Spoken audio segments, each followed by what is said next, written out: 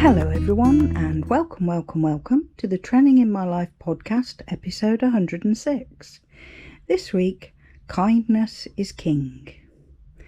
Today I was out and about filming when I experienced a random act of kindness.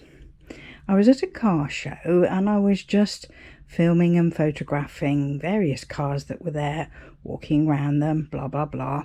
And when I came to this one, I was at the side of it, and the owner came round and said to me, "Do you want to sit inside?" And I was just, really? I was really amazed that he said that. And then he opened the door for me, told me to sit inside, and then asked me to press a red button on the dashboard, which lit up the dashboard so that I could see everything on it. And then he left me to it. And I was just in awe. I was just like, I'm in this fabulous, fast, fancy car. And it was just amazing. And when I got out and thanked him and walked away, it got me thinking about random acts of kindness and how to pay it forward. Because that's a phrase, isn't it? And a thing that people try and do. It's almost like credit in heaven kind of thing, like the amount of good things you do in your life, that kind of thing. But it's like you feel so, when it happens to you, you feel so very much grateful and that it happened to you, totally spontaneous and unexpected. And then you start thinking about, well, I really should try and do something really kind to someone in the future. But the thing is, with random acts of kindness, they do kind of happen when the occasion arises. I mean, I'm sure many of us have experienced that thing in a supermarket where the person in front of you, I mean, this is in days when a lot of people are paying by cash, but when the person in front of you is short by 10p or something and you're stood behind them and you just go, "Oh, here, I'll give it you," and you pay it for them so that they can take their full lot of shopping. And it's minor and inconsequential, but to them they're really grateful because they didn't want to be put in that position of sort of having to pick one item that they couldn't have because they couldn't quite afford it and they didn't have any more money on them, that kind of thing. And there's things like sometimes people are kind and let you go first onto a bus, or hold the door open for you instead of slamming it in your face. That's always a nice one.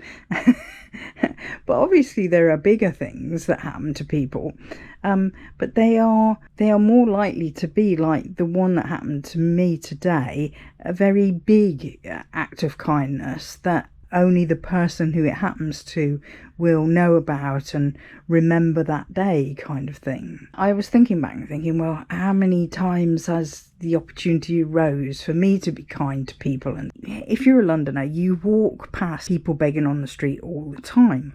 But the trouble with deciding, okay, this week I'm going to give everyone that asks me for money, is that a lot of them aren't genuine and proved not to be genuine as well, and then you just feel like you've been taken for a fool. So something like that is harder to deal with. When I'm commuting, sometimes I have seen someone get up from their seat and they've left something on it. I've seen that happen with a phone, and I've called to them and they've been really grateful that you've called them back to get their phone, because the whole process of, apart from the fact somebody might steal it before it even got to lost property, but if you've ever experienced lost property on the rail networks, it's quite a long, complicated process to get anything back.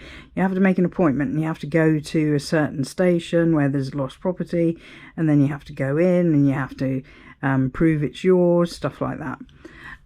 So if you don't lose it in the first place, it's much easier.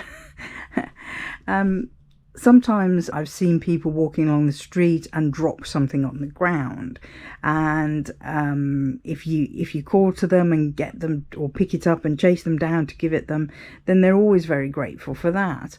And that's something that it happens in front of you and you see it and it's just doing the right thing, isn't it? I mean, like anyone would do that kind of thing. I did have this experience once. Found a £10 note in the street. It wasn't when I lived in London.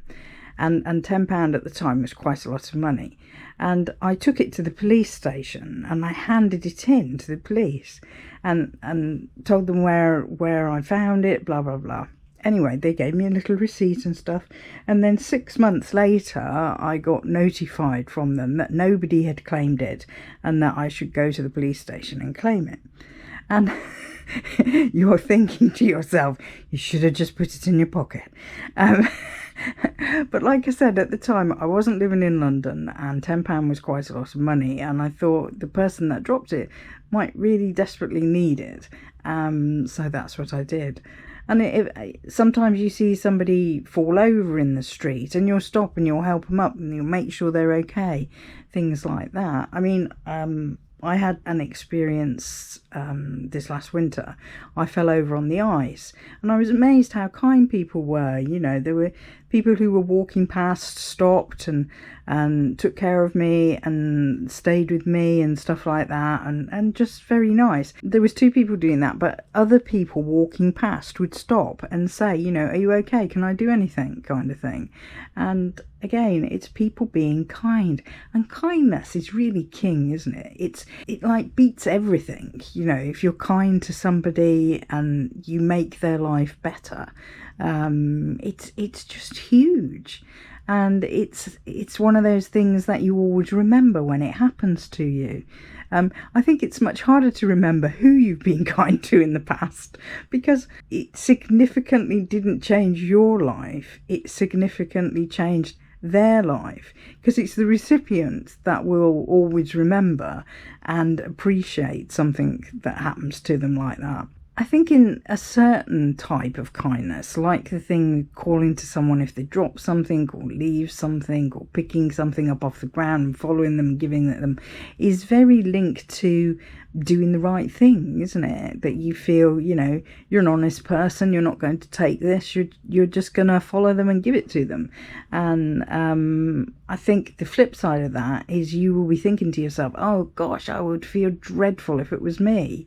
You know, if I'd lost my wallet, or if I'd dropped my Oyster card, because quite often your Oyster card, which we use for travelling on transport, can be loaded with a lot of money on it to last you the week. Now, some of them will be registered online and you can report them and claim the money back when you lose one. But if you haven't got it registered online, or you don't do that, then you'll have lost all the money that was on that card. So, you know, telling someone they've dropped their Oyster card is quite a big deal. So yeah, I'm now thinking that I'm going to keep my eyes peeled. I'm going to be on the lookout for opportunities to be kind.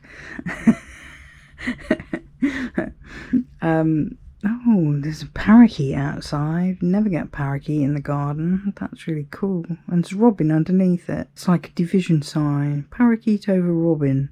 What does that equal? A squashed robin. Yeah, so I hope you all do the same thing as well. Like, keep an eye out for times when you can be kind to people. I think in London, sometimes we're in such a rush. We think for a second, oh yeah, I could do that. Oh no, I've got to get somewhere. I've got to be somewhere. And so you don't.